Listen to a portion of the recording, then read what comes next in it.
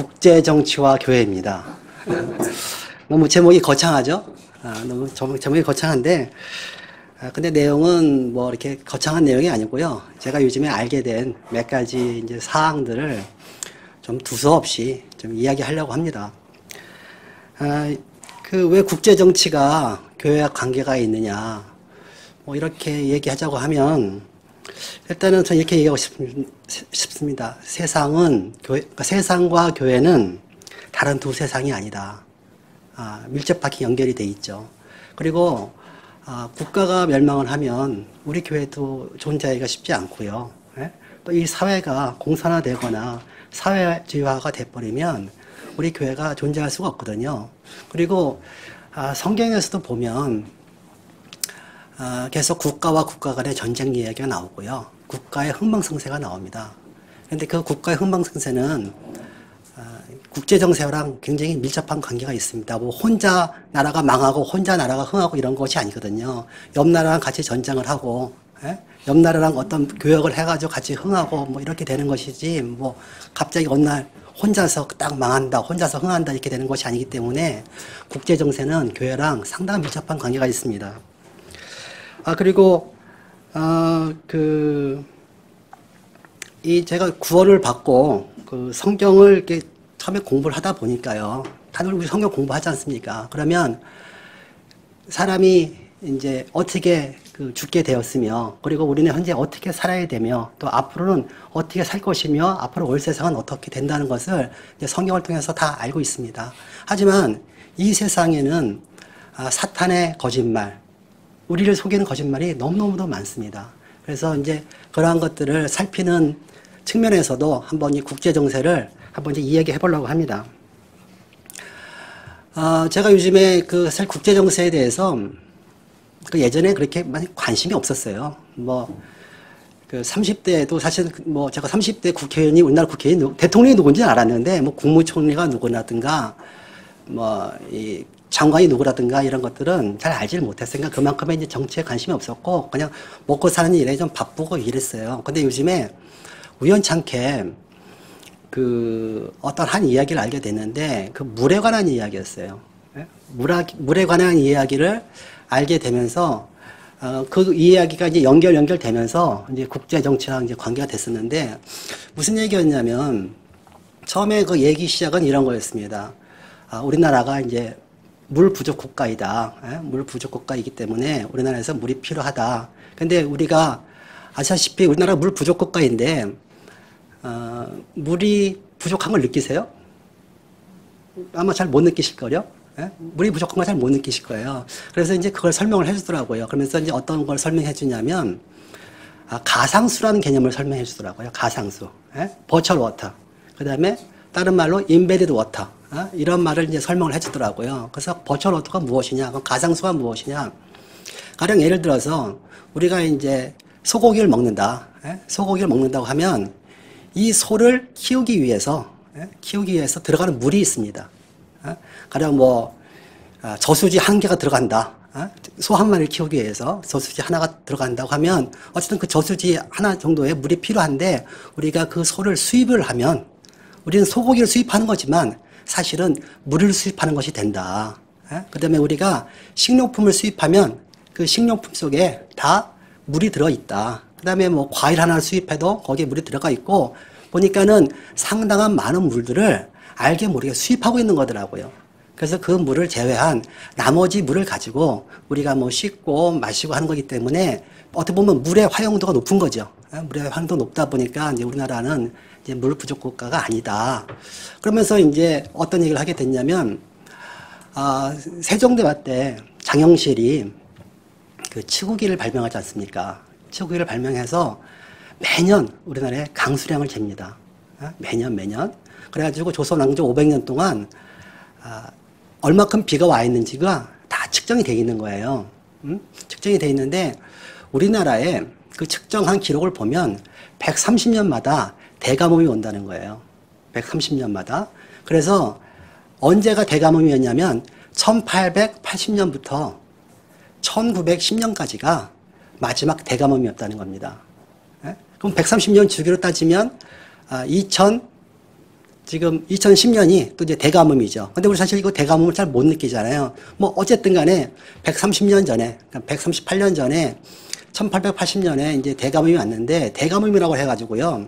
뭐 물이 아예 없다는 것이 아니고 우리나라 강수량이 1년에 한 1200mm 정도가 되는데 1년에 평균 한 600mm 정도만 비가 오는 겁니다. 그러니까 죽지도 않고 아주 풍년이 들지 않을 정도로, 그러니까 가뭄, 흉년이 들 정도로만 비가 오는 거예요. 이 가뭄이 30년이 지속됐습니다. 30년이. 그리고 이 가뭄이 조선 멸망의 내적 원인이 됐다. 생각을 해보세요. 30년 동안 농사를 지을 수 없으면, 농업국가에서 쌀이 없으면 나라가 어떻게 될 것 같습니까? 나라의 재정이 파탄이 나고 그 사람들이 가만히 있겠습니까? 그래가지고 이제 1880년부터 이제 그 가뭄이 시작돼서 14년이 지난 다음에 무슨 일이 있었냐면 동학농민혁명이 일어납니다.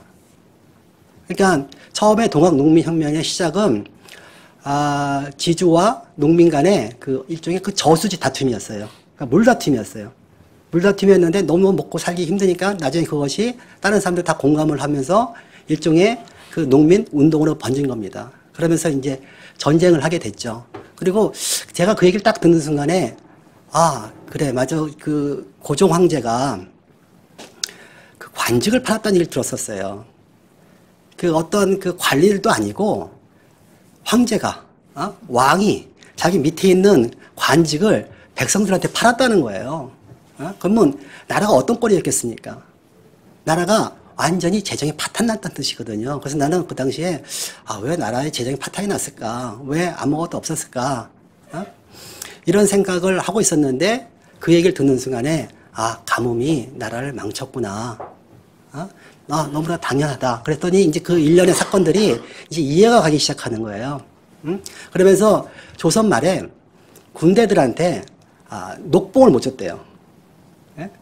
그러니까 월급을 지급하지 않으니까 군인들이 분명히 나라를 지켜야 되는데 그 가서 일하고 오는 거예요. 업무 시간에. 그러니까 군대가 있으나만 한 거예요. 군대가 있으나만 한 거. 한번 그런 얘기 들으셨죠? 1994년에 우리나라에서 청일전쟁이 있었습니다. 1894년에 1994년이 아니죠. 1894년에 청나라하고 일본이 우리나라에서 전쟁을 한 거예요. 이거 참 웃긴 얘기잖아요. 어떻게 우리나라 땅에서 전쟁을 하는지. 그것도 남의 나라 두 군대가 와가지고 어떻게 우리나라 땅에서 전쟁을 하냐고요. 그럼 우리나라 군대는 없나요? 봤더니 없는 거예요. 월급을 안 주잖아요. 월급을 안 주고 먹고 살 것도 없는 거예요. 그러면 우리나라 군대가 언제부터 그렇게 이렇게 없어졌는가 봤더니 그 세도정치라는 얘기 들어보셨죠? 예? 세도정치. 세도정치가 뭔가 하면 어떤 이제 권세가가 어떤 대신이 이제 정치를 대신하는 겁니다. 왕 대신에. 근데 이게 언제부터 시작됐냐면 정조가 죽을 때 아들이 이제 순조인데요. 순조가 그때 나이가 10살이었어요. 10살이니까 안동 김씨 중에 한 명을 딱 데려다가 국구로 삼았어요. 국구니까 그냥 나라의 아버지죠. 그래서 네가 대신 정치를 좀 해라. 우리 아들이 너무 어리니까 대신 정치를 해라. 그것이 이제 세도 정치의 시작이 된 거예요. 그래서 안동 김씨랑 풍양조 씨랑 다시 안동 김씨로 이렇게 이어지는 거의 70년 동안, 그러니까 1800년부터 흥성대원군이 집권할 때까지 거의 70년간 세도 정치가 쭉 이어진 거예요. 그러면 세도 정치가 나쁘냐? 아니, 잘하면 좋죠. 잘하면 좋은데 그 사이에 나라 기강이 완전히 무너집니다. 나라 기강이 무너지면서 백성들한테 너무 많은 세금과 부역을 이제 매긴 거예요. 그래서 나라가 점점 이제 살기 힘들어져요. 살기 힘들어져서 그 와중에 이제 지금 당장 이제 살기도 힘든데 30년 가뭄이 왔으니까 거의 백성들이 이제 뿔뿔이 다 흩어지는 지경까지 온 거예요. 그래서 그 당시에 그 판소리에 보면 무슨 뭐 가로지기 전이라든가 이런 것들이 그 당시에 그 이렇게 유랑을 하는 농민들의 애환을 담은 소리라고 하는 거거든요. 그러니까 삶이 굉장히 피폐했던 거죠. 그런데 사실 우리나라뿐만이 아니라 일본도 비슷했어요. 일본도 그 1592년에 임진왜란이 일어나고 도요토미 히데요시가 이제 그 7년 전쟁을 통해서 이제 나중에 이제 죽고요. 도쿠가와 이에야스가 이제 집권을 합니다. 그러면서 이제 일본은 260년간의 도쿠가와 이에야스의 이제 막부 정치가 시작이 돼요. 예? 그래서 260년간 어떻게 보면 왕이 없는 그 군벌 정치가 이제 계속 진행이 되거든요.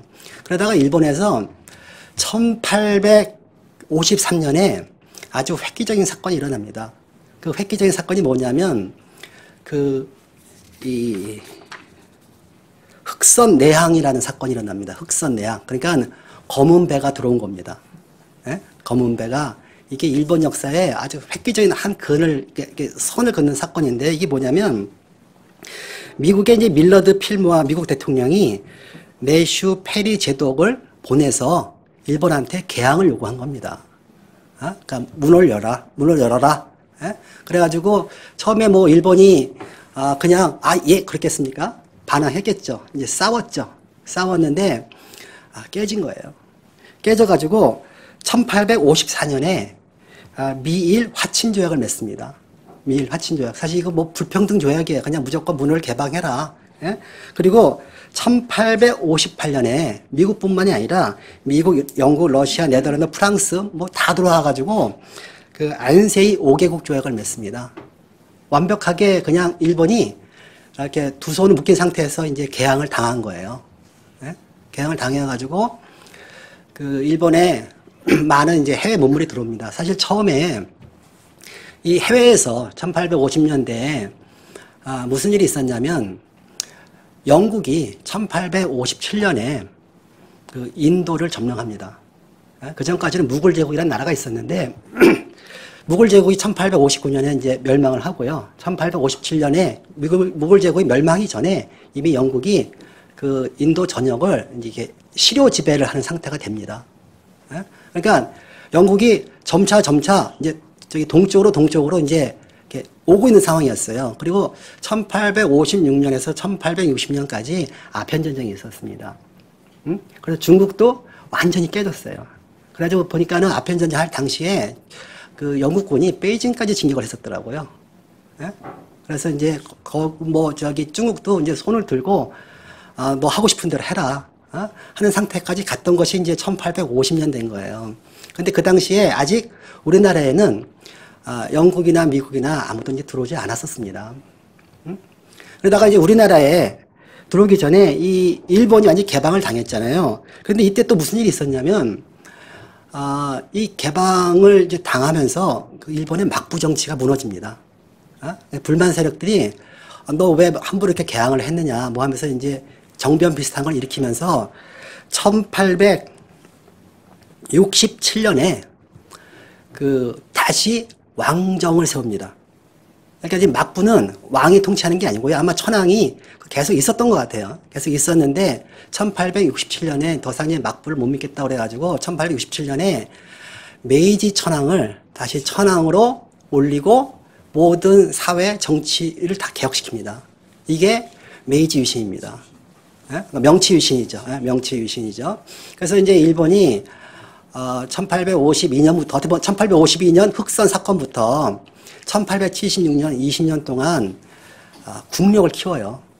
국력을 어떻게 키우냐면 처음에는 영국이나 미국이 그 일본을 식민지화 하려고 온 거예요. 식민지화 하려고 왔는데 그 힘이 이제 인도라든가 말레이시아 반도라든가 여러 곳을 이제 또 남아프리카 공화국을 치다 보니까 이 동아시아까지 완벽하게 다스릴 만한 힘이 없었어요. 다스릴 만한 힘이 없어가지고 일본을 식민지화하지 않고 어떻게 보면 이제 일본을 이용해서 어떤 자기네들의 목적을 또 이루려고 합니다. 근데 그 목적 중에 하나가 뭐냐면 러시아예요. 러시아가 1800년대에 그 덴마크인가요? 저쪽에다가 그 군대를 파견해가지고 그 러시아의 소원은 뭔가 했더니 얼지 않는 항구를 얻는 거더라고요.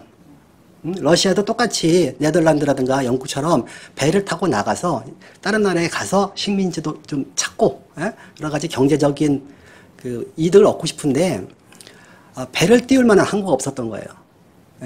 배를 띄울 만한 항구가 없었던 거예요.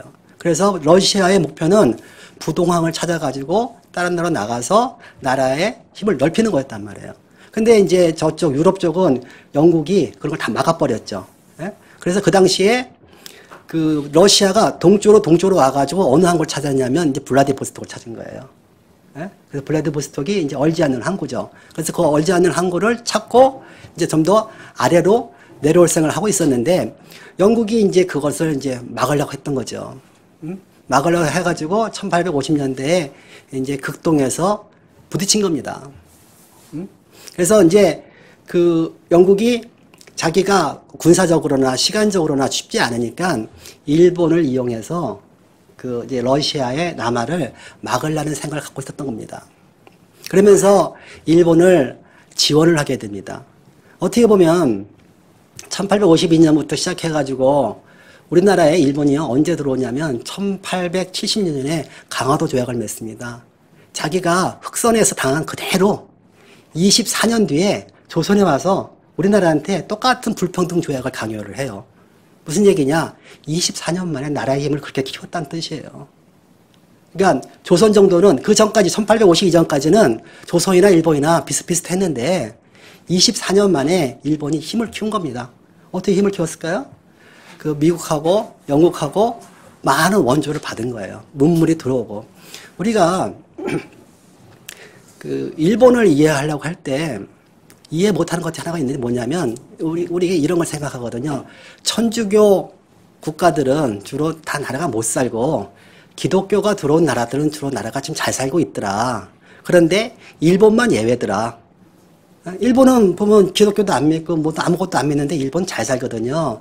그랬더니 일본까지 설명하려면 어떻게 말을 바꿔야 되냐면 천주교 문물을 받아들인 나라는 못 살고 종교를 받아들인 게 아니라 문물을 받아들이는 못 살고 기독교 문물을 받아들인 나라는 잘 살더라. 에? 그러면 일본도 설명이 되거든요. 그래서 일본이 그 당시에 이제 미국하고 영국의 기독교 문명을 굉장히 빠르게 받아들인 거예요. 에? 그래서 20년 만에 나라의 힘을 그렇게 키웠고요. 그런데 그러면 그 당시에 이제 우리나라는 뭐 하고 있었냐? 아직도 세도 정치하고 있었고요. 또 20년 차이로 일본을 먼저 도달하다 보니까 영국이나 미국이 우리나라까지는 오질 않았었습니다. 그래서 우리나라에 언제 왔었냐면 1866년, 그러니까 일본의 메이지 유신이 시작될 때 그 프랑스에서 병인 양요를 한번 일으킵니다. 예? 천주교를 박해한다고 그래가지고 프랑스 함대가 한번 왔었어요. 그래서 한번 잠깐 전쟁을 한번 했었고요. 그 다음에 1871년 미국의 제너럴 셔먼호가 와가지고 우리나라한테 개항을 요구했어요. 그래서 이제 그것이 이제 신미양요입니다. 근데 하필이면 1866년과 1871년은 어떤 기간이었냐면요. 흥선대원군이 딱 집권을 하던 시기였어요. 그래서 1864년부터 1873년까지 딱 9년간 흥선대원이 집정을 하면서 나라를 완전히 이제 세국 정책을 하죠. 근데 하필이면 그때 다른 나라에서 이제 개항을 하라고 요구를 했고 우리는 단호하게 물리친다 해가지고 나라 문을 그냥 꽉 닫은 거예요. 그러면 그 당시에 영국이나 미국은 어떠한 그 의도였냐면 어떻게 보면 조선을 뭐 식민지화 하겠다는 것이 아니라 뭐 일본이나 조선 둘 중에 하나가 러시아의 남하를 막아줬으면 좋겠다. 물론 이제 직접적으로 이렇게 말한 건 아니에요. 뭐 그냥 뭐 매번 말할 때마다 야, 너 우리 거 통상을 하면 통상을 해서 러시아에 좀 남하를 막아줘 이렇게 말하는 것이 아니고 그냥 뒤에 숨은 의도가 이제 그렇다는 거예요. 근데 우리나라가 이제 일단은 그것을 이제 거절했다. 꼭 거절할 때도 뭐 그런 거 알고 거절했나요? 그냥 일단은 누가 쳐들어오니까 막은 거죠. 응? 그래가지고, 그 흥선대원군이 1813년에 일단은 실권을 하고요. 1876년에 이제 일본이 우리나라 쳐들어와서 강화도 조약을 맺고, 이제 그때부터 이제 나라가, 이제 무너지기 시작하는 거예요. 그러면서 이제 1882년에는 미국하고 통상조약을 맺습니다. 다 불평등 조약이에요. 그 다음에 1883년에 독일, 1884년에 영국, 84년에 다시 러시아, 그 다음에 92년에 오스트리아까지 들어와가지고 우리나라랑 다 불평등 조약을 맺습니다. 그러니까 어쨌든 우리나라도 이제 개항할 준비가 된 거죠. 개항할 준비가 되고 문명을 받을 준비가 됐는데 우리나라가 그래서 이제 1884년에 갑신정변을 일으켜요. 갑신정변은 뭐냐면 일본과 마찬가지로 젊은 사람들이 우리나라도 개혁 좀 해보자. 어떻게 보면 일본의 힘을 얻고서 좀 개혁을 하자고 정변을 일으켰는데 그 3일 천하였네요. 하루 천하, 1일 천하였네요. 그냥 1일 천하였나요? 하여튼 하루 만에 그냥 다시 이제 쫓겨나요. 예? 쫓겨나면서 이제 갑신정변이 이제 실패하고 그 사람들은 다 도망가죠. 그러면서 우리나라는 그냥 계속 쇄국의 길을 계속 걷고 있었던 것입니다. 그러다가 가뭄이 계속 지속되죠. 그래서 동학 농민혁명이 일어났죠. 그래서 1894년에 동학혁명이 일어났는데 이때 무슨 일이 있었냐면요. 갑오경장이 있었어요. 갑오경장. 그 다음에 이때 청일전쟁이 이때 시작됩니다. 봤더니 우리나라 군대가 어떻게 들어왔나 했더니 동학 농민 운동이 일어나니까 그때 이제 민비죠. 민비가 청나라한테 구원 요청을 한 거예요. 군대 좀 보내달라고. 그래서 남의 나라 군대를 불러들인 거예요. 왜 불러들였을까요? 우리나라 군대가 없으니까. 우리나라 군대가 왜 없을까요? 먹을 게 없으니까. 예? 그러니까 세도 정치에 의해서 다 대종도 파탄나고요. 파탄난 상태에서 또 가뭄이 10몇 년 지속되고 있는데 뭐가 남아있겠어요. 그래서 군대가 유지가 안 되는 거예요. 그러니까 이제 청나라 군대를 이제 부른 거예요. 그래서 어쨌든 왕 입장에서 봤을 때는 발나를 진압하려고 한 거죠. 그 사이에 또 갑신정변에서 실패했던 개혁파들이 다시 일본을 끌어들여요. 사실 일본도 사실 민비가 불러요. 예? 청나라가 또 와가지고 횡포를 하니까 일본을 부른 거예요. 예? 그러니까 그러니까 1894년에는 동학농민 운동을 제압하겠다고 청나라하고 일본의 군대를 다 불러들인 거예요. 그러면서 우리나라에서 이제 전쟁이 일어나는 거예요. 그러면서 우리나라 국민들이 한 20만 명 정도 죽습니다. 그 와중에 어마어마하게 죽어요. 어쨌든 반란이고 다 죽일 거 아니에요. 그리고 우리나라 땅에서 전쟁을 하니까 그래서 그 다음 해까지 청일 전쟁이 이제 진행되고요. 청나라가 거기서 이제 진행되면서 이제 청나라는 이제 빠져나가요. 그리고 이제 1895년, 그러면서 1894년에 갑오경장도 이제 나오죠. 그러면서 그 당시에 양반하고 상놈을 이제 철폐하죠. 그거 아세요? 우리나라는 여자들이 담배 피면 안 좋다고 하잖아요. 근데 1894년 이전까지는 남자고 여자고 이게 담배 피는 게 자유로웠어요. 뭐 남자라서 담배 피고 여자라서 담배 못 피고 뭐 이런 게 아니었거든요. 근데 그 당시에 이제 양반과 상놈의 구분을 딱 없애버리니까 양반과 상놈을 좀 구분할 뭔가 이게 지표가 필요했던 거예요. 근데 딱 봤더니 그 당시에 양반 집안의 여자들은 별로 담배를 안 피는데 상놈 집안의 여자들이 담배를 많이 폈던 거예요. 그러면서 담배를 피면 상놈이다. 그러니까는 이제 반상의 구분이 사라진 상태에서 그거마저 없어진다고 하면 큰일 나잖아요. 그러니까 여자들은 담배를 피면 안 된다는 의식이 우리나라에 이제 딱 자리 잡힙니다. 사실 담배는 다른 나라 가면 남녀 구분이 없거든요. 남녀 구분이 없어요. 어쨌든 그게 이제 갑오경장 때 우리나라에서 이제 발생한 일이고요. 그리고 이제 일본 군대가 이제 청나라 군대를 물리쳤잖아요. 그래서 이제 1895년 무슨 일이 일어나냐면 을미사변이 일어나요. 을미사변이 뭐냐면 민비가 시해됩니다. 그러니까 민비가 이제 청나라 군대도 불렀고 이제 일본 군대도 다 불렀는데 이제 일본이 이겼는데 일본이 나가라고 하니까 일본이 가만히 있겠습니까? 뭐 어떻게 보면 자기가 전쟁까지 해서 그 조선을 반 이상 장악한 거예요. 군대까지 주둔하면서. 그러면서 이제 민비가 일본군에 의해서 이제 죽습니다. 뭐 깡패가 죽였다고 하는데 뭐 정확하게 죽인 사람은 뭐 일본군의 무슨 군인이라고 하니까 어떻게 보면 이제 일본군에서 민비를 이제 죽인 겁니다. 그러다 보니까 이제 고종 황제가 위협을 느껴요. 위협을 느껴가지고 그 다음에 아라사, 그러니까 이제 러시아죠. 예? 러시아에서 아라사 관, 그러니까 이제 아관이죠. 예? 아관으로 망명을 합니다. 그러니까 아관 파천이 일어나죠. 그래서 이제 러시아한테 가가지고 우리 좀 도와줘 이런 거예요. 그러니까 청나라도 없고 일본도 없으니까 러시아한테 가서 우리나라를 도와줘 얘가 이렇게 된 거예요. 그래서 거기서 1년간 머물러요. 그래서 1896년부터 1897년까지 1년간 머무는데 이게 아주 악수예요. 그러니까 고종 황제 입장에서는 어쩔 수 없을지 모르겠지만 왜 악수라고 했냐면 영국이 러시아를 견제하려고 일본을 이용하고 있는데 조선이 러시아 편에 가서 붙은 거예요. 그러니까 영국 입장에서는 이제 조선이 완전히 이제 적국이 된 거예요, 적국이. 그래서 이제 완벽하게 그 일본한테 그러는 거예요. 한반도 너 가져. 네가 다 알아서 해. 얘가 이렇게 되는 거예요. 그래서 이제 1905년에 그 러시아하고 그 전에 이제 1897년에 고종 황제가 이제 방법이 없어가지고요. 이제 조선이란 나라를 없애고 대한제국을 세웁니다. 대한제국을 세워서 우리는 러시아하고 또 일본부터 우리는 독립을 하겠다. 우리도 황제 국가다. 너희들 간섭하지 마라. 그러니까 어쨌든 독립선을 비슷하게 하는데 이미 국력은 다 기울여가지고요. 이제 소용없는 상태가 된 거예요. 그러다가 1905년에 러일 전쟁이 일어납니다. 러일 전쟁은 어떻게 보면 당연히 일어나는 수순이었어요. 어떻게 보면 영국이 러시아를 치려고 40년 이상을 일본한테 공을 들인 거예요. 공을 들여가지고 이제 러시아를 이제 결국은 이제 러시아하고 전쟁이 일어난 거죠. 예? 그것이 이제 1905년 러일 전쟁인데 그 이전에 이미 1902년에 제1차 영일 동맹을 맺습니다. 그러니까 영국하고 일본하고 동맹을 맺은 거예요. 이 동맹이라는 걸 봤더니요. 이 동맹은 우방국가끼리 맺는 게 아닙니다. 그러니까 우리 친하다고 우리 같이 전쟁을 같이 하자 이렇게 하는 게 아니라 공동의 적이 있을 때. 예? 그러니까 2차 대전 때 소련하고 미국이 이제 군사 동맹이었거든요. 근데 소련하고 미국은 서로 사이가 안 좋아요. 그리고 2차 대전이 딱 끝나자마자 서로 헤어지면서 적이 돼요. 예? 그러니까 동맹은 서로 적이라도 같이 맺는 거야. 또 다른 적이 있으면. 예? 그 적을 물리치기 위해서 맺는 것이 군사동맹입니다. 그리고 이 군사동맹은 보통 기한을 둬요. 뭐 한 몇 년이 몇 년. 그래가지고 5년을 주기로 해가지고 제1차 영일 군사동맹을 맺어요. 그리고 1905년에 제2차 또 군사동맹을 맺어요.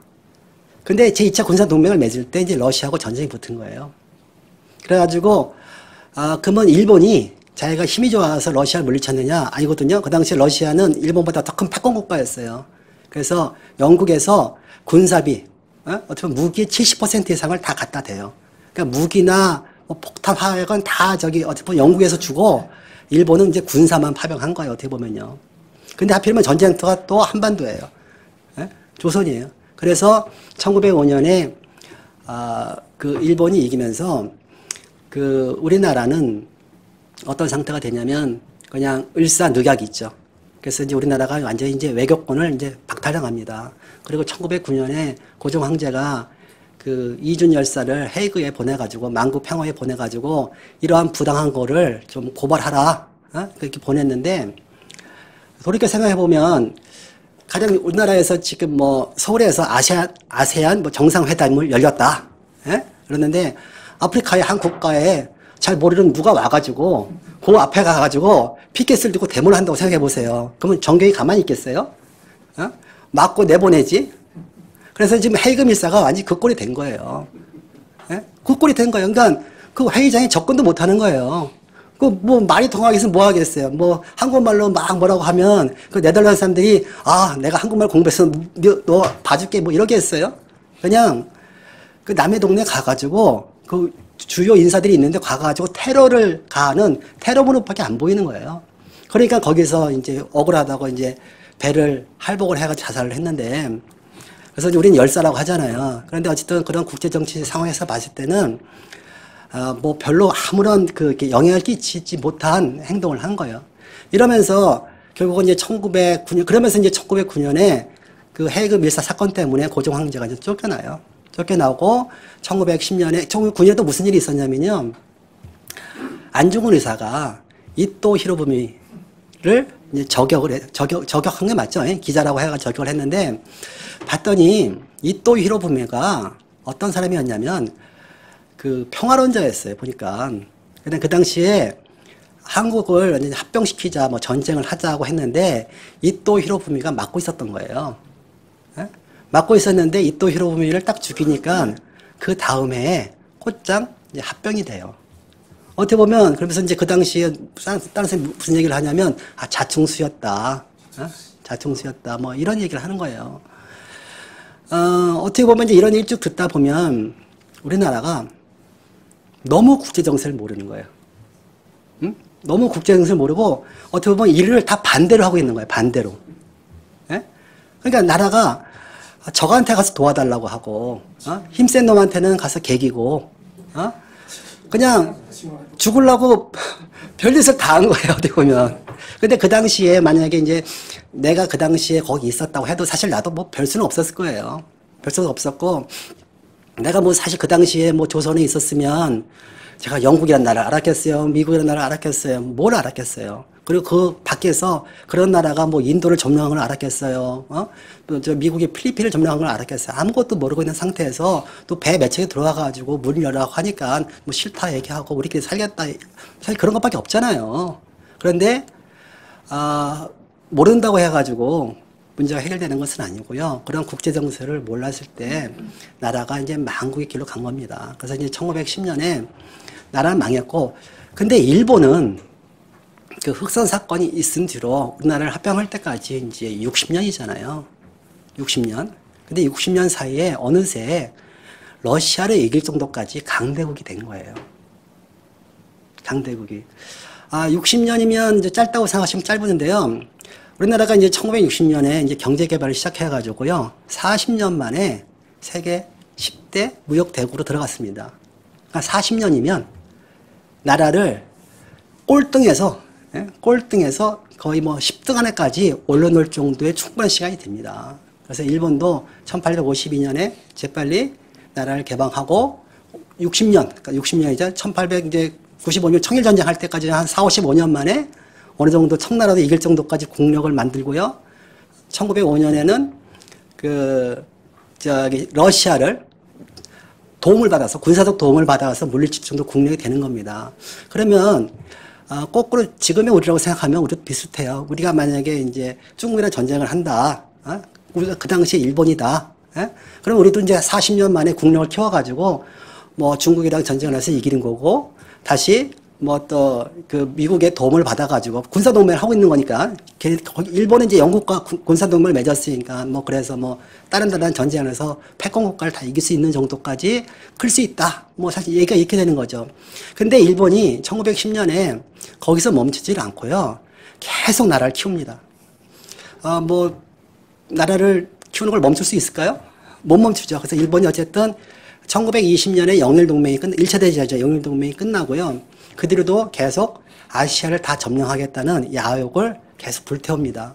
그러면서 1930년대에는 러시아를 쳐야 되는데 계속 위로 올라가서 러시아를 쳐야 되는데 방향을 바꿔서 중국을 쳐요.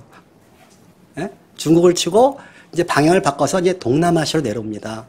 그랬더니 영국이나 미국 입장에서 봤을 때는 너보고 러시아 막아달라고 했지. 언제 너보고 중국을 먹으라고 했냐. 중국은 너네 게 아니다. 그건 우리 거다. 에? 그래서 이러면서 이제 국제 정세가 바뀌어요. 그리고 이제 일본이 그 나라를 계속 키우다 보니까 무슨 문제에 봉착하냐면요. 자원이 없어요. 자원이. 석유가 필요해요. 이미 석유가 언제 발견된 줄 아세요? 물론 예전부터 썼지만 뭐 디젤이라든가 이런 사람들이 이제 석유를 이용해서 엔진을 만들고 했지만 1908년에 이란에서 유전이 발견됩니다. 예? 그러면서부터 그 중동이 그때부터 이제 화약고가 되기 시작하죠. 그러니까 이제 석유가 이제 많이 나기 시작하고 그때부터 이제 중동이 굉장히 그게 중요한 위치가 돼요. 그리고 그 일본도 그러면 석유를 어디서 구해와야겠어요? 일본도 석유를 이제 그쪽 가서 구해와야 되거든요. 그리고 자기네들이 나라를 이렇게 키우려다 보니까는 에너지를 이렇게 공급받아야 되는데 자기 나라에 있는 에너지만 갖고는 안 되니까 주변 국가에서부터 자원을 끌어와야 되는데 이제 미국이라든가 영국이라든가 다른 나라가 이제 방해가 되기 시작하는 거예요. 예? 그 당시 뭐 인도는 영국이 갖고 있죠. 그 다음에 필리핀은 미국이 갖고 있죠. 뭐 말레이시아는 뭐 네덜란드가 갖고 있죠. 그러니까 여러 나라에 다 식민지 상태였기 때문에 뭐 일본이 어디 갔든지 구할 데가 없는 거예요. 그러면서 이제 일본이 1941년에 이제 기어코 태평양 전쟁을 일으킵니다. 그래서 이제 미국의 하와이를 치면서 자기네가 이제 더 먼저 뻗어나가겠다. 그러니까 어쨌든 일본도 어쩔 수 없는 선택이라고 말할지 모르겠지만, 그러면서 이제 국제 정세가 바뀌면서 사실은 우리나라는 그때까지도 뭐 특별히 독립을 위해서 한 행동은 없어요. 특별히 전쟁을 한 것도 아닌데 어쨌든 어부지리로 이제 해방을 맞게 되고요. 1945년을 기점으로 해서 우리나라가 이제 해방을 맞게 됩니다. 그러니까 일본이 너무 욕심을 내서 아마 일본이 욕심을 안 냈으면 해방이 안 올 수도 있었어요. 그래서 이제 1945년에 우리나라가 이제 해방을 맞이했는데 그때까지도 또 우리나라가 국제 정세를 너무 모르는 거예요. 국제정세를. 이미 그 45년가 되니까 이제 소련이 많이 공산주의가 돼가지고요. 그때쯤 되면 이제 공산주의와 민주주의의 이제 싸움이 됐죠. 1945년 어느 날 갑자기 이제 공산주의와 민주주의의 이제 싸움으로 이제 세계 그 패권이 이제 바뀌기 시작해요. 그러면서 제일 먼저 부딪힌 데가 이제 우리나라인 거예요. 공산주의와 그 민주주의가 이제 딱 제일 먼저 부딪힌 데가 이제 우리나라가 됐는데, 우리나라가 이제 1948년에 그 정부 수립을 했잖아요. 정부 수립을 하고 그 정부 수립하기 이전에 우리나라에 한 2년 넘게 굉장히 큰 혼란이 있습니다. 말 그대로 좌익과 우익, 좌파 우파의 어마어마한 싸움이 일어나요. 그 당시에 이제 좌파 우파는 뭐 지금처럼 공산주의가 아니다 뭐 이런 싸움이라기보다는 어쨌든 공산주의가 뭔지도 모르고 우리는 이제 공산주의를 하겠다. 공산주의가 좋아 보인다. 공산주의가 더 잘 살 수 있을 것 같다고 사실 많은 국민들이 선택을 해요. 많은 국민이 선택을 하면서 어쨌든 이제 북한의 정권이 생기고, 그리고 이제 우리나라는 이제 남쪽에는 이승만 대통령께서 이제 어쨌든 나라를 세우잖아요. 그런데도 끝까지 우리나라가 국제 정세를 잘 이렇게 살피질 못합니다. 그러면서 1949년에 그 미군 나가라고 해요. 그래서 이제 미군을 나가라. 그러니까 우리는 우리끼리 자주독립을 하겠다. 그리고 이제 미군이 나가기 전에 이제 여론조사를 하거든요. 여론조사를 해가지고 우리가 있었으면 좋겠습니까? 없었으면 좋겠습니까? 뭐 이런 질문이었나? 하여튼 민주주의가 좋습니까? 뭐 사회주의가 좋습니까? 이렇게 물어봤더니 대부분의 사람들이 다 공산주의 선택을 해요. 그러니까는 뭐 미국이 후회 없이 그냥 떠나버려요. 그래서 이제 1949년에 이제 철수를 하고 1950년 1월 12일 날 무슨 일이 있었냐면 에치슨 선언이 있습니다. 에치슨 선언이 있는데 에치슨 선언이 뭐냐면 미국의 국무장관이 그 아시아 방어선을 어디서 어디까지 이렇게 선언을 한 거예요. 선언을 했는데 이제 대만, 일본 이렇게 해가지고 요거 필리핀을 그 아시아의 그 소련에서부터 이제 방어선을 삼은 거예요. 그래서 한반도는 신경 안 쓰겠다 하고 이제 선언을 한 거예요. 어떻게 보면 우리가 선택을 한 거죠. 우리가 미국 보고 신경 쓰지 마라. 우리가 선언을 한 거죠. 그랬더니 이제 미국 국무장관이 그래 그럼 너네도 신경 안 써 하고 이제 1950년 1월 12일 날 선언을 했죠. 그해 무슨 일이 있었는지 아시죠? 그해 이제 6.25가 발생을 했죠. 그러니까 소련을 배후로 해가지고 이제 북한에서 이제 남침을 한 거죠. 남침을 해서 이제 한반도에서 전쟁이 일어났고 그때 부랴부랴 다시 미국한테 참전을 요구했고 미국이 이제 10일 만에 우리나라에 들어와서 이제 전쟁을 이렇게 대신하게 해준 겁니다. 그 해방 때 상황을 잠깐 이제 얘기하는 에피소드 중에 하나가 있는데요. 제가 얼마 전에 어떤 유튜브를 좀 보다가 이제 강의를 듣는데 기독교 개요란 강의였어요. 기독교 개요란 강의였는데 그 강의를 딱 들어보니까 아주 유명하신 분이에요. 뭐가 어느 분이 이렇게 이제 강의를 하시는데 아니 기독교 얘기는 안 하고 황해도에 사는 이승용이라는 사람을 얘기를 하는 거예요. 그러면서 그 사람이 때문에 뭐 어쩌고저쩌고 해서 이승용이라는 사람을 어마어마하게 욕하는 거예요. 아니 난 무슨 기독교 개요를 들어왔는데 무슨 황해도에 사는 이승용을 왜 얘기하나 했더니 이 이승용이라는 사람이 나중에 이름을 바꾼대요. 그때 용자를 만자로 바꾼다는 거예요. 봤더니 이승만인 거예요. 아니 기독교 개요를 얘기하는데 왜 이승만 대통령을 욕하나 했는데 이승만 대통령 때문에 한국의 기독교가 자리를 잡았다는 거죠. 그래가지고 한국에 기독교가 들어오게 된 큰 원인 중에 하나는 거예요. 어떻게 보면은 우리가 이제 건국에 대한 이야기를 예전엔 몰랐지만 얼마 전에 다 알게 됐잖아요. 재헌국회를 할 때 다 같이 기도를 해가지고 기도를 하고 나라를 시작했고 어떻게 보면은 기독교 이념으로 나라를 건국을 했다. 나머지 국민들이 알든 모르든 어쨌든 대통령에서부터 많은 많은 사람들이 기독교 정신에 입각을 해서 자유민주주의 시장 자유경제 체제를 가진 공화국을 우리가 수립한 거거든요. 어떻게 보면 그것이 우리나라로서는 굉장한 다행입니다. 그것이 없었으면 현재 우리 교회도 없었겠죠. 그 당시에 국민의 뜻에 따라서 공산주의의 투표에 의해서 70% 80%가 찬성하는 공산주의로 국가 체제를 갔었으면 현재 우리는 없었겠죠. 어쨌든 그 당시에 그 이승용 씨 때문에 우리나라가 이제 많은 도움을 받았고요. 그 다음에 어쨌든 이제 불행하게도 1950년에 6.25가 발생을 했습니다. 참 우리나라가 너무 이렇게 국제 정세도 모르고 그냥 우리끼리만 살겠다, 그냥 개인적 생각으로 이렇게 지내다가 결국 이제 전쟁까지 맞았는데, 그래도 다행인 것은 어쨌든 전쟁이 끝나면서 무슨 일이 발생을 했냐면 굉장히 중요한 일인데요. 그 미국이 한 3년을 전쟁하다 보니까 이제 전쟁이 실증이 난 거예요. 우리가 왜 아무리 민주주의도 좋지만 왜 남의 나라 땅 가가지고 몇만 명씩 죽어가면서 전쟁을 해야 되느냐. 그래서 미국 여론이 굉장히 이제 안 좋아졌어요. 그래서 이제 전쟁에서 손을 떼려고 하는 거예요. 전쟁에서 손을 떼려고 그만 휴전을 하자.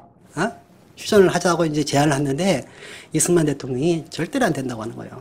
끝까지 통일 다 끝날 때까지는 전쟁을 못 끝낸다. 근데 미국에서는 끝내자고 하고, 그리고 이제 이승만 대통령이 어떤 조치를 취했냐면 방공포를 석방을 해버렸어요. 그랬더니 미국이 이 배신, 약속이 틀리지 않느냐, 너 그러면 안 된다. 근데 왜 그게 배신인지 잘 모르겠어요. 어쨌든 무슨 얘기가 있었던 모양인데, 그래서 이승만 대통령이 초강수를 쓰면서 휴전은 안 된다. 그랬더니 나중에 미국이랑 협상을 해요. 무슨 협상을 하냐면, 그러면 휴전하는 대신에 우리 상호 방위 조약을 맺자. 이제 한미 상호 방위 조약을 맺자고 이제 이승만 대통령이 제안을 한 거예요. 제안했더니 미국이 그래 그거 맺고 전쟁을 끝내자 하면서 이제 한미 상호 방위 조약을 맺어요. 그 뭐 저는 잘 모르지만 그 당시에 미국하고 우리나라가 상호 방위 그러니까 상호잖아요. 상호 어떤 군사 동맹을 맺은 거예요. 미국의 전쟁이 나면 우리나라 가서 도와주는 거예요. 그러니까 미국이 우리나라에 전쟁이 나면 우리가 가서 도와주는 거고요. 우리가 미국이 전쟁이 나면 우리가 가서 도와주면 돼요. 가서 뭐 몇 명을 파견하다 가가지고 가서 전쟁하면 되는 거지 뭐. 그래가지고 원래 이게 완전히 불평등 조약입니다. 우리가 아까 말한 강화도 조약도 불평등 조약이었는데 이 한미 상호 방위 조약도 완벽한 불평등 조약이에요. 세계에 유례가 없는 불평등 조약이라는 거예요. 어쨌든 이제 그런 군사 동맹을 맺어요. 군사 동맹이잖아요. 동맹. 오방국끼리 맺는 게 아니고 북한이라는 같은 적을 가진 군사 동맹을 맺는 거예요. 그게 이제 1853년에 시작해가지고 1854년에 이제 조인을 하는데, 1954년. 1800년하고 1900년 자꾸 왔다 갔다 하네요. 그래서 1954년에 이제 군사 동맹을 맺었는데, 이 군사 동맹의 내용을 조금 들어보면요. 어쨌든 서로 태평양에 있는 서로 간의 행정이 미치는 영토에 대해서 서로 간에 그 전쟁을 같이 한다. 방위조약을 맺는다. 그런데 전쟁을 어떻게 참여하느냐면 헌법적 절차에서 참여한다는 거예요. 헌법적 절차. 무슨 얘기냐면 우리나라 전쟁이 일어나면 미국은 국회의 승인을 얻고 뭐 대통령의 승인을 얻고 절차를 다 밟아서 2달 있다 와야 돼요. 그 절차를 다 밟으면 2달. 우리나라도 미국이 전쟁이 발생하면 그 절차를 다 밟아서 한 2달 있다 참전하는 거예요. 그랬더니 이승만 대통령이 무슨 말도 안 되는 얘기냐. 전쟁이 나면 당장 와야지. 무슨 2달 있다 오면 어떡하냐. 2달이면 다 끝나는데. 아시다시피 그 월맹 아시죠? 월맹하고 월남하고 미군이 철수하고요. 월맹이 월남에 1975년인가 쳐들어왔어요. 그때 딱 50일 만에 끝났어요. 50일 만에 월맹이 월남을 다 점령했거든요.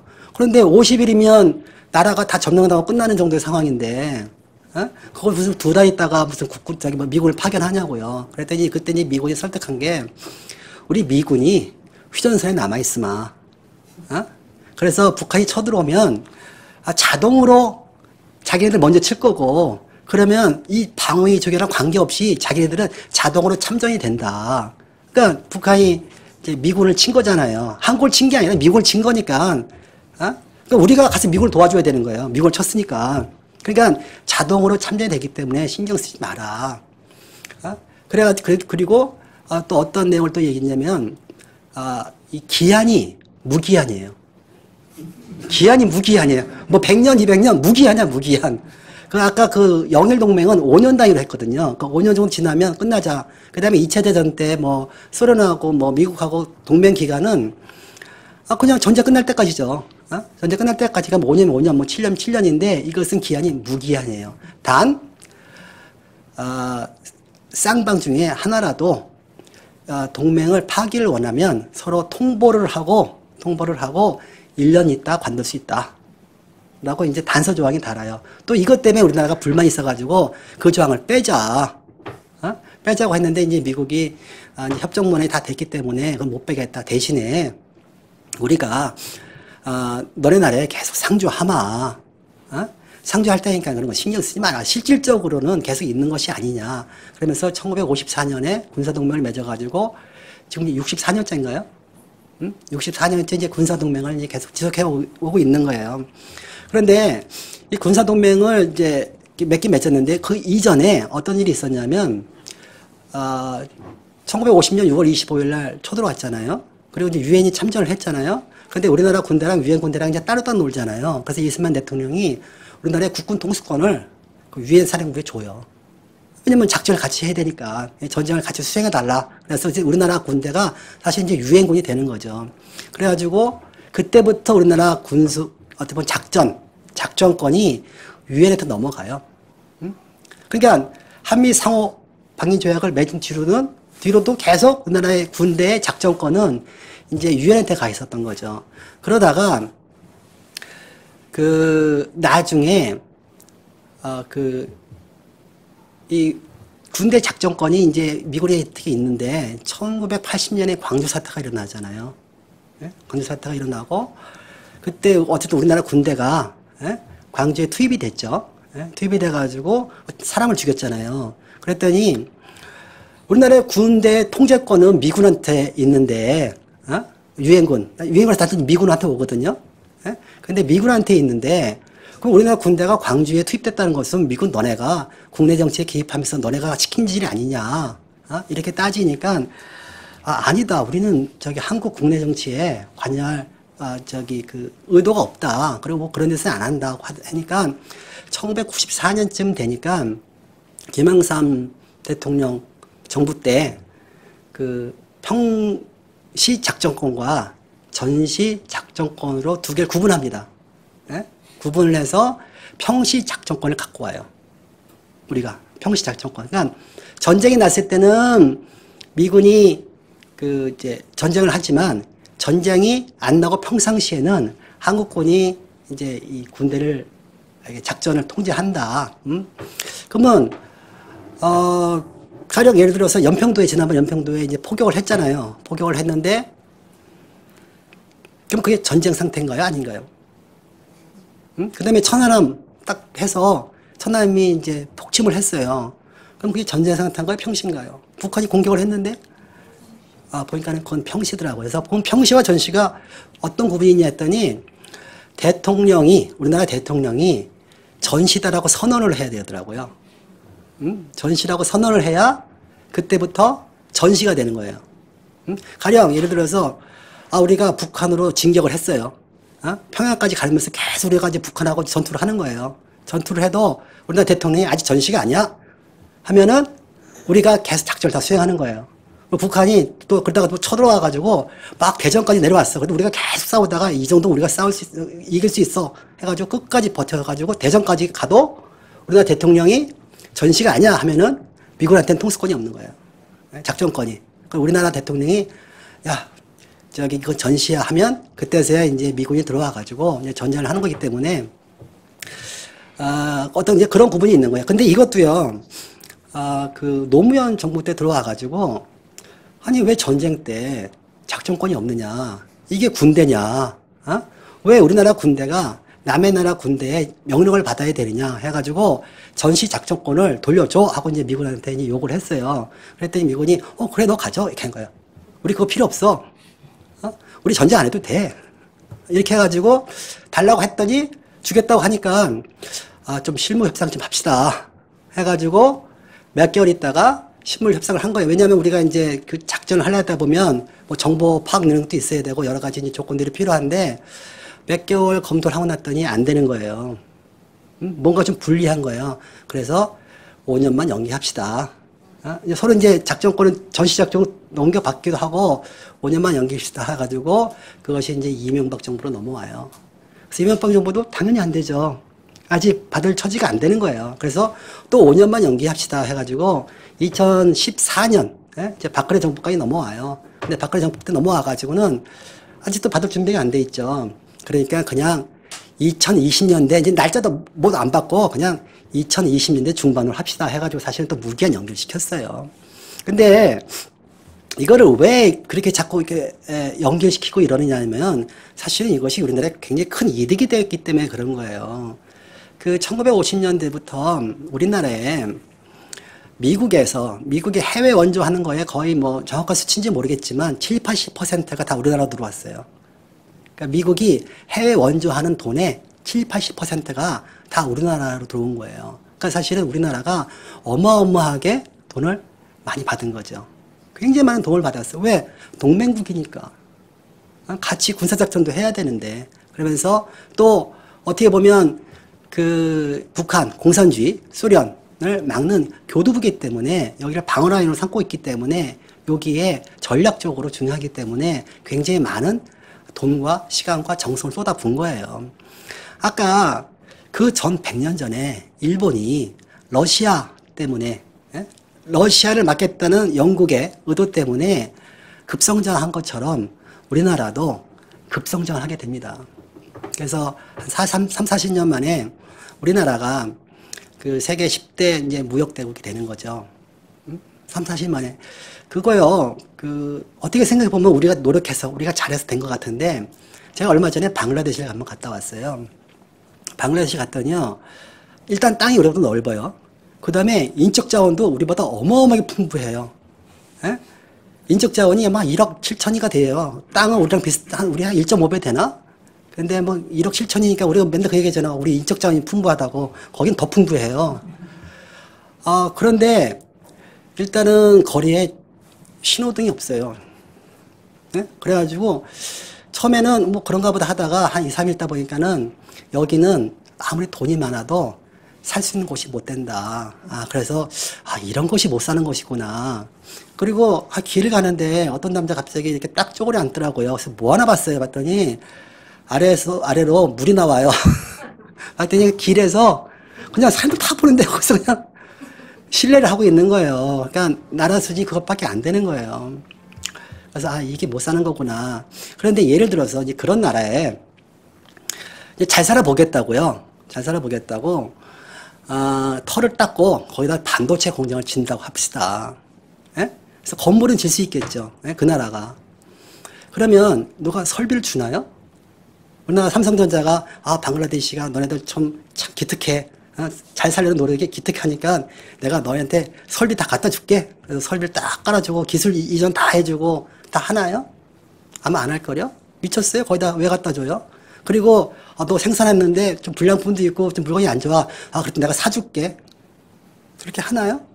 안 할걸요? 근데 우리나라는 다 받았어요. 받고 다 물건을 사주고 그러면서 경제가 어마어마하게 커 나온 거죠. 그러면 한미 군사동맹이라는 것이 사실은 어마어마한 혜택인 거예요. 어떻게 보면 하나님의 축복인 거예요.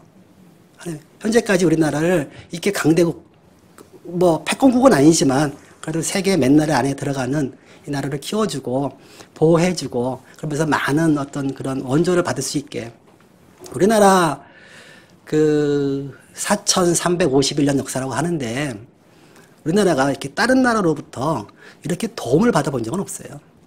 다 뺏어가려고 했지. 예? 뭐 고구려 삼국시대 때는 뭐 우리나라가 뭐 패권국가 돼가지고 고구려가 뭐 좀 침략도 했다고 하지만 자기가 어쨌든 뭐 침략을 한 거죠. 그 뒤로 우리나라를 이렇게 도와준 나라가 있나요? 사실은 없는 거예요.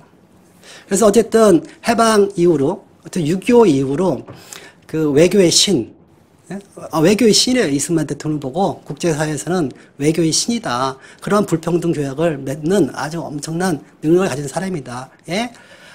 빠른 판단 때문에 우리나라가 이만큼까지 왔다. 어쨌든 정세 판단을 잘한 거죠. 그래서 100년 전에는 정세 판단을 못 해가지고 나라가 망했는데 그 뒤로 100년 뒤에는 정세 판단을 그래도 어느 정도 잘 해서 잘 해가지고 그 열강으로부터 어떤 많은 것을 얻어내서 나라가 이제 잘 살게 된 겁니다.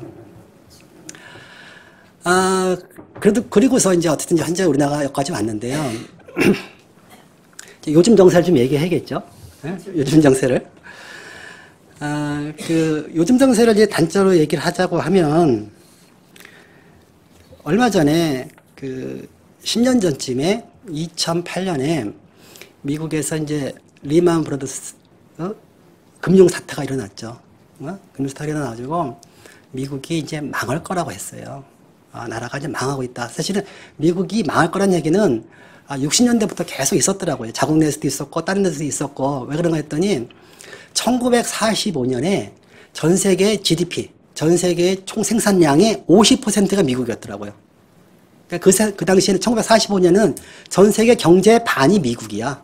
그런데 1962년에 미국이 전 세계 GDP의 뭐 32%라던가 줄었다는 거예요. 18%가. 그래가지고 자기 나라 국력이 약해지고 있다는 거야. 그런데 딱 분석을 해보니까 1945년은 어떤 거냐면요. 독일도 완전히 초토화됐고 영국도 초토화됐고 전 세계가 다 전쟁으로 초토화된 시점에서 생산량이 없었던 거예요. 그래서 이제 한 18년 정도 지나니까 다른 나라가 이제 생산을 시작한 거죠. 예? 다시 경제 복구도 하고 하니까 생산량이 늘어나니까 이제 미국이 생산량이 상대적으로 줄어든 거예요. 상대적으로. 그러니까 미국은 지금까지 한 번도 이 국력이 쇠퇴한 적이 없는 거예요. 그래서 2008년에도 이제 리만 브라더스 어떤 사태가 일어나니까 이제 미국이 이제 쇠퇴하고 있다고 얘기했는데 2008년에 무슨 일이 있었냐면 셰일 가스가 나온 거예요. 셰일 오일이. 석유가 국제 정치에 얼마큼 영향을 끼치는지 아세요? 아까 이제 1908년이라고 했죠. 1908년에 이란에서 이제 유전이 발견되면서 중동이 전 세계에 활고가 된 겁니다. 그러니까 거기에서 기름이 나니까 거기서 돈이 나오고 모든 나라가 다 거기에 달라붙어서 거기서 다 이제 석유를 빼가는 거예요. 그러면서 지금도 어차피 분란이 끊이지가 않죠. 항상 거기에 이제 미군도 군대를 항상 주둔시키고 있고요. 중국도 요즘에 어디 사우디인가 오만쯤에 군대를 이제 주둔을 시켜요. 응? 그러니까 석유라는 것이 이제 그런 거예요. 그러니까 현대 문명의 거의 대부분이 다 석유를 통해서 이루어져요. 그런데 이제 2008년에 셰일가스는 1998년에 처음으로 그 기술이 개발이 됐어요. 그러니까 셰일이 뭐냐면 SHAL이라 해가지고 진흙층이에요. 예? 그러니까 진흙 층인데 그 진흙층에 석유가 섞여 있는 거예요. 석유랑 가스가 섞여 있는 거. 그래서 보통 그것을 지금까지는 채굴할 방법이 없었는데 1998년에 그 채굴할 방법을 미국에서 찾아내요.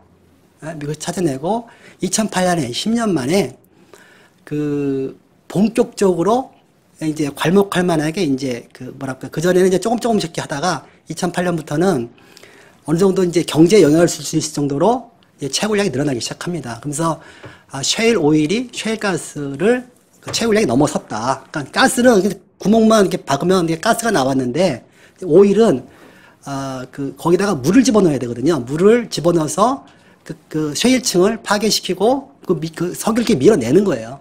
예? 밀어내는 그런 방법을 쓰는데 2008년부터 이제 셰일 오일이 이제 나오기 시작했고 2014년에 오면 그 셰일 오일이 전 세계를 뒤흔들어요. 전 세계를.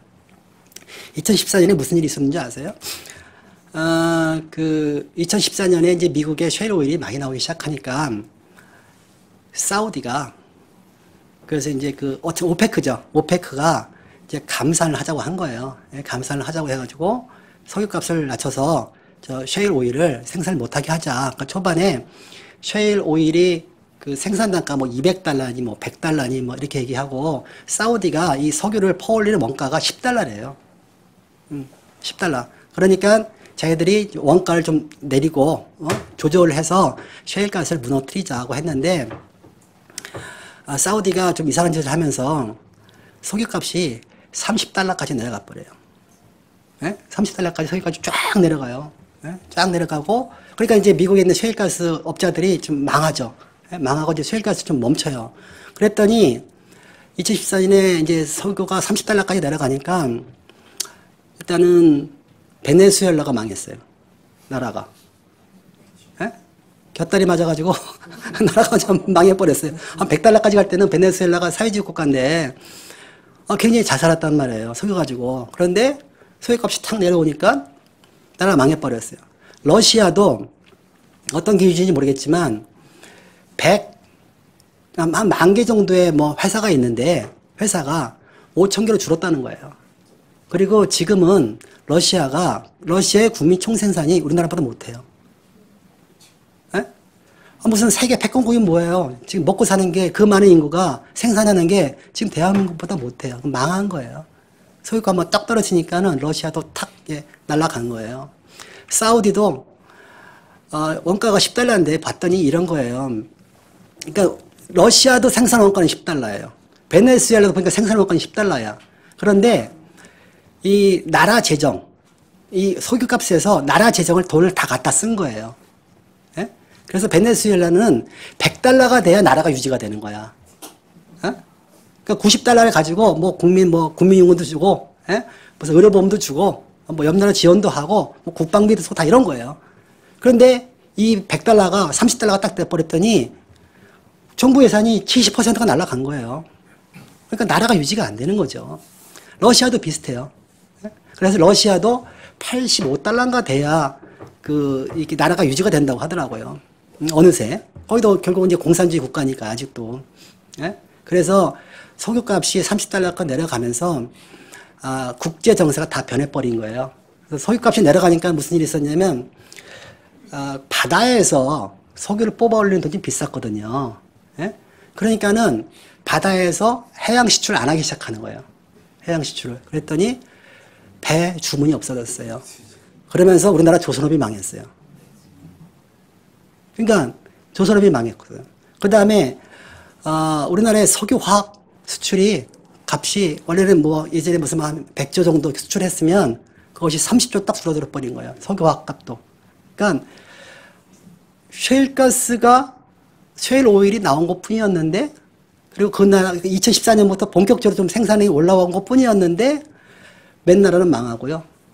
어마어마한 실직자가 생기고요. 세계의 이렇게 지표들이 다 바뀌어 버리는 거예요. 그래서 지금 2018년 현재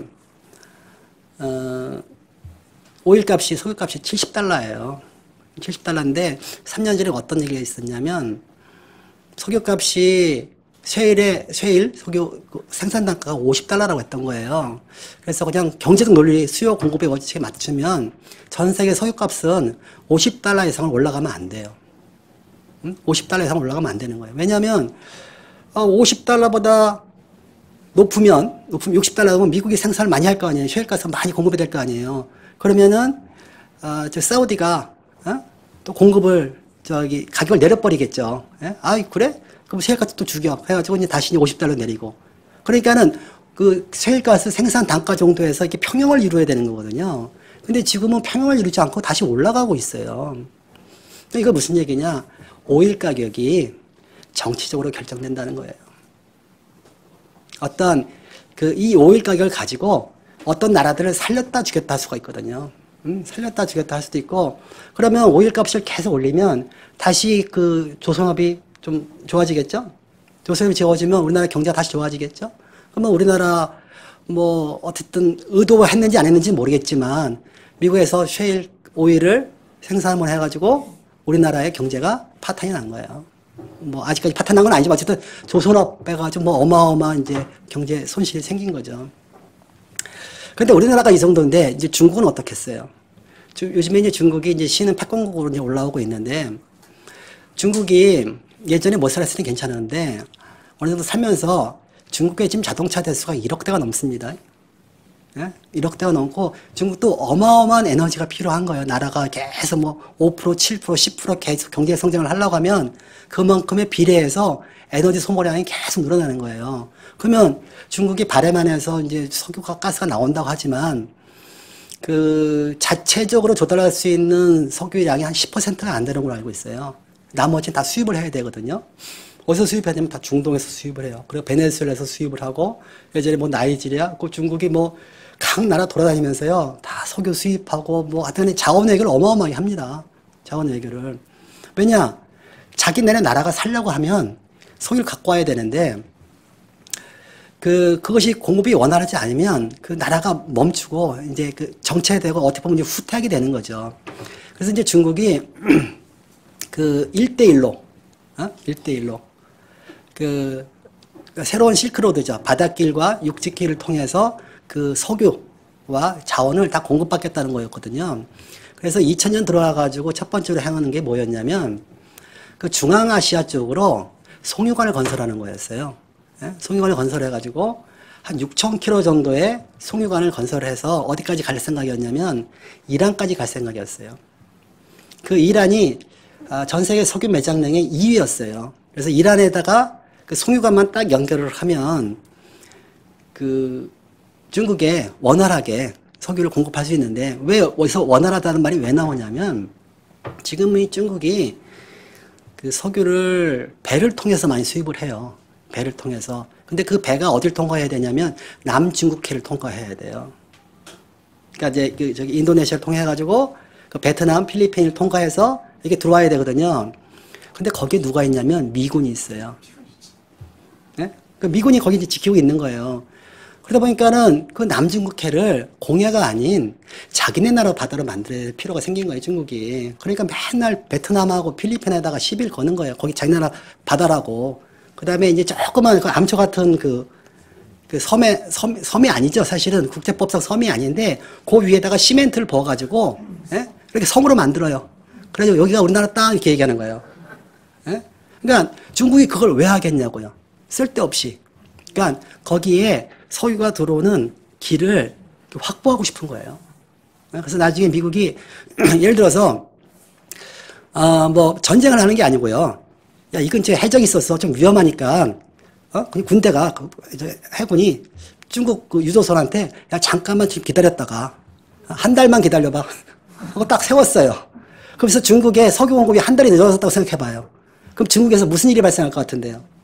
대란이 발생하니 대란이. 그러니까 그 사실 군대가 지키고 있다는 것이 그런 뜻이거든요. 그러니까 중국은 어떻게든지 다른 길을 통해서 이제 석유를 얻고 싶어 하는데, 그래서 중앙아시아를 통해서 그 이렇게 송유관을 이제 딱 이제 다 설치해도 어마어마한 돈을 가지고 이제 6,000km를 깔았어요.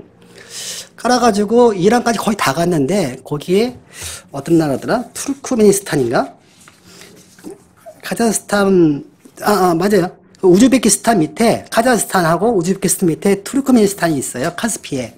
바로 이란 옆에 있어요. 이제 이 나라만 통과하면 돼요. 예?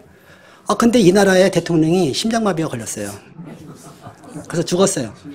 그러면서 새로운 대통령이 친미로 바뀌었어. 그러면서 송유관 사업을 불허해버렸어. 그래가지고 저기 어마어마하게 돈을 들여가지고 송유관을 이렇게 다 깔았는데 1,000km 남았거든요. 1,000km만 깔면 되는데 1,000km를 못 깔아가지고 석유를 이렇게 공급을 못 받는 거예요. 그래서 원래 목표액의 한 5% 정도밖에 석유를 공급을 못 받는다는 거예요. 그 석유관을 통해서. 그러니까 얼마나 돈 낭비한 거예요. 그랬더니 뭐 중국이 가만히 있느냐? 그럼 길이 거기밖에 없느냐? 그랬더니 파키스탄을 통해서 나가겠다. 그 다음에 그 버마. 버마를 통해서 나가겠다. 그래서 이제 동남아시아에다가 그 고속철을 깔겠다. 이렇게 얘기하는 거예요. 그러니까 중국은 계속 길을 뚫고 싶은 거예요. 계속 길을 뚫고 싶은데 그 미국이 알게 모르게 그 길을 막는 거예요. 뭐 남의 나라 잘 되는 거 별로 이렇게 바람직하지 않거든요. 너는 그 정도만 해 이렇게 되는 거예요. 그래서 그 현재도 이런 식으로 자원을 가지고 국제 정세가 이제 계속 바뀌는 거거든요. 그래서 만약에 이제 중국이 자원 확보에 실패하면 뭐 지금 뭐 10년 있다 20년 있다 미국을 뛰어넘겠다고 하는데 그건 소용없는 거예요. 그러니까 일본도 2차 대전 그 바로 전에 자원을 얻고 싶어서 전쟁을 일으켰는데 그 자원 확보에 실패한 거거든요.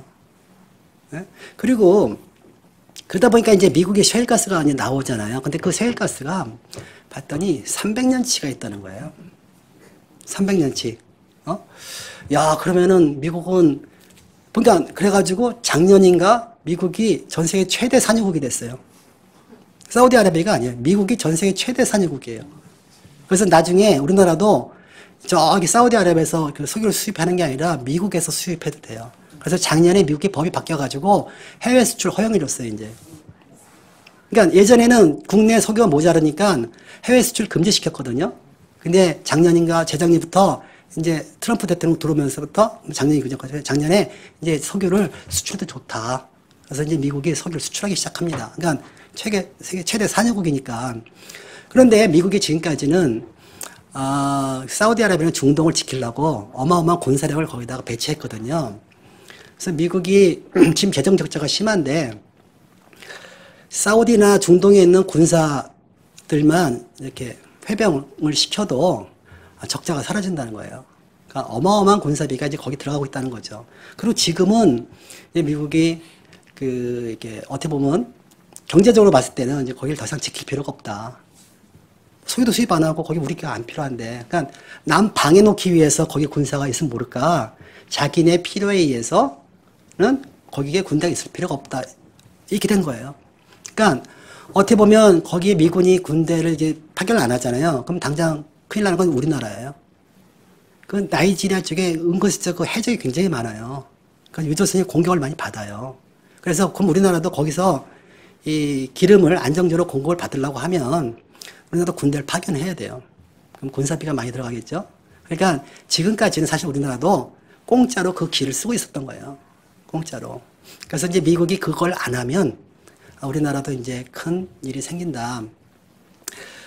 2018년에 이런 식으로 어떻게 보면 세계가 바뀌고 있거든요. 예, 바뀌고 있고 예전에는 미국이 망한다고 했는데 오히려 더 강해지고 있고 중국이 더 커지고 있고 그러면 현 시점에서 우리는 어떻게 해야 되는가? 우리는 어떻게 해야 되는가? 뭐 이런 게 단편적인 이야기들을 들었지만 아마 예레미야가 이집트와 바빌론 사이에서 그리고 그때 그 남유다 왕국이 이집트와 바빌론 사이에서 얼마나 고민을 많이 했겠어요. 근데 결국은 예레미야가 몇십 년 동안 부지런히 바빌론이 크니까 바빌론 이렇게 항복을 해라. 이집트하고는 멀어져라. 했는데 유다는 이집트하고는 헤어질 수 없는 사이였던 거예요. 그런데 하나님께서는 계속 바빌론에 가서 항복을 해라 하니까는 그걸 말을 안 들어서 1차, 2차에 의해서 완전히 이제 유다가 멸망을 하고 이제 포로로 이제 끌려가는 상황이 되는 거죠. 물론 그런 걸 통해서 하나님께서 여러 가지 역사를 하시지만 우리나라에는 하나님께서 어떻게 역사하실지는 잘 모르겠어요. 근데 중요한 거는 현재의 국제 정세는 그렇다. 그리고 그것을 슬기롭게 이렇게 대처하지 않으면 100년 전과 똑같은 상황이 또 벌어진다. 그 당시에도 너무 국제 정세를 몰라가지고 세상이 어떻게 돌아갈지 몰라가지고 오히려 행동을 거꾸로 했는데 지금은 어떻게 할 것이냐. 물론 이렇게 얘기를 해야 돼요. 도덕적이라든가 어쨌든 명분론에 입각해가지고 우리는 누구랑 같이 해야 된다. 이런 얘기 하는 게 아니라 정말 실리 외교, 살기 위해서. 우리나라가 패권 국가는 아니거든요. 그러면 우리나라가 패권 국가가 아닌 것도 하나님의 뜻이 있을 거예요. 패권 국가도 하나님의 뜻이 있는 거고 패권 국가가 아닌 것도 하나님의 뜻이 있는 거예요. 그러면 우리가 어떻게 해야 되는 것이냐. 그리고 현재가 우리가 어떤 상태에 있는 것이냐를 좀 더 정확히 파악할 필요가 있죠. 그래서 국제 정세와 교회는 아주 관계가 깊다. 세상이 어떻게 돌아가고 있는지, 영의 흐름이 어떻게 흘러가고 있는지 이런 것들이 교회 안에서 그냥 우리가 우리는 구원만 알면 돼. 이런다고 끝나는 게 아니거든요. 나는 가만히 있으려고 해도요. 세상이 냅두질 않습니다. 이상입니다.